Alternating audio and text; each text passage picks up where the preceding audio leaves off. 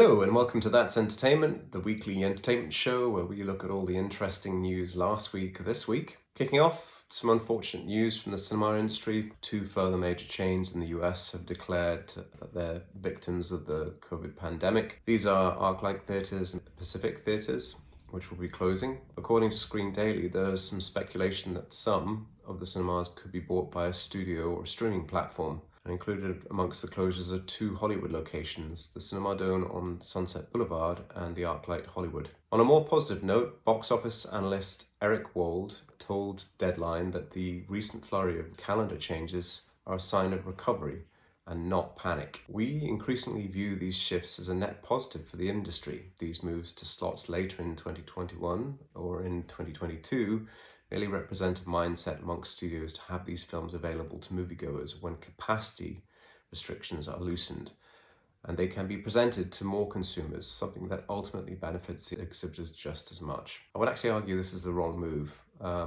When we had a conversation with the operations team and Nordis Biograph, they've been reviewing the numbers over the summer period and found that with the reduction to 50% capacity meant that they were still able to sell 70 to 80% of the ticket sales per film.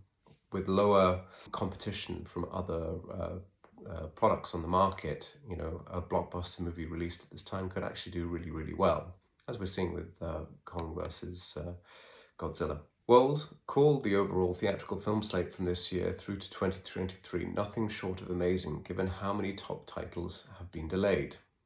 Fast and Furious 9 will be the first COVID Hollywood blockbuster with a staggered international release this summer.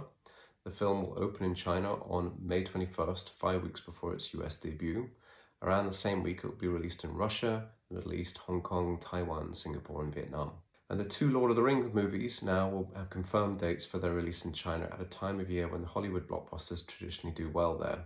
Fellowship of the Ring opens on the 16th of April and The Two Towers on the 22nd. The third film is expected to follow weeks later, and all three have a 4K restoration for the 20th anniversary of the movie's original launch. In a telling sign of the times, it was revealed this week the upcoming serialized Lord of the Rings remake from streaming service Amazon Prime will have an astounding $465 million budget for the first season. That's, a major international studio budget. These costs look to be partly spread across the future seasons, with some of the costly sets and costumes almost certain to be seen in later episodes. And the production will receive a 25% rebate, or $116 million from New Zealand's Screen Production Grant. However, it's still an astonishing budget for a small screen release. But it's obviously something Amazon can afford. CEO Jeff Bezos announced this week that Amazon Prime has now 200 million subscribers globally, all of whom can access Prime Video. That's a 50 million increase since January 2020. And although Amazon didn't reveal the numbers of subscribers per territory, nor the proportion of Prime members that access the video platform, well, as usual, the numbers are going dark, and we'll need to try and figure that out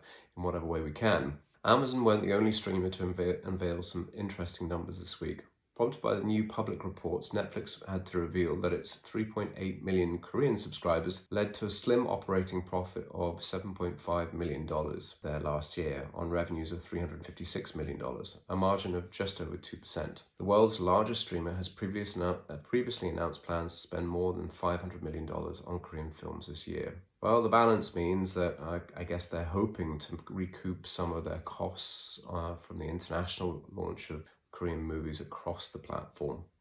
And if anyone's actually logged into any and watched any of the Korean content, it is really excellent. So I don't think this is just purely a national view that they should be taking here. This is an international play, and as we can see, the international content travels well. Digital TV Research also published some fascinating stats this week with the broadband TV news picked up on. The SVOD subscriptions in Western Europe will now reach 234 million by 2026, up from 137 million at the end of 2020. Netflix will remain the largest SVOD platform with 74 million subscribers by 2026, up from 54 million at the end of 2020. As reported last week, HBO Max won't be able to launch in many of the key European territories until 2026 because of the existing local content agreements. According to digital TV principal analyst Simon Murray, if HBO Max started across the region's 18 countries in 2021, we estimate that it will amass 10 million subscribers by 2026. This will not happen, so its total will be 3.3 million across the 6 countries by 2026. Thank you very much for tuning in. Feel free to like, comment, and subscribe. Remember, we publish this show both to LinkedIn and to YouTube. We look forward to coming back to you shortly again with more news from the entertainment industry. Thank you. Bye-bye.